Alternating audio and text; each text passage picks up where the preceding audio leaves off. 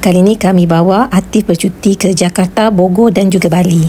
Persediaan nak bawa Atif bercuti dah kena berawal. Bukan sebab excited semata-mata, tapi sebab emosi Atif ni kalau tak stabil boleh jangkiti yang lain juga. Antara benda wajib, earphone dia, wheelchair, bantal leher, makanan kegemaran dia dan label pada wheelchair. Semua ni kena sedia awal.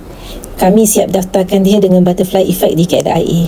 Perkhidmatan dari KLIA Airport untuk individu yang mempunyai kepelbagaian neuro.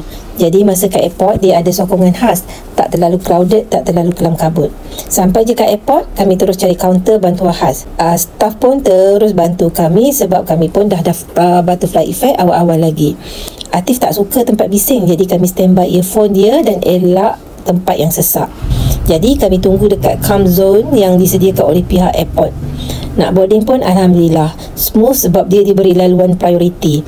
Dalam flight dia duduk tepi tingkap. Tenanglah dia dapat tengok awan. Bantal leher ada, makanan kegemaran pun ada, earphone pun ada.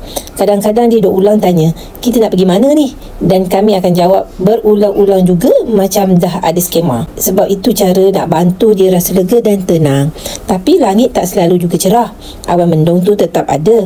Nanti sambung dalam part tu pula macam mana kami mengharumi macet dari Jakarta ke Bogor yang menyebabkan dia sedikit tantrum.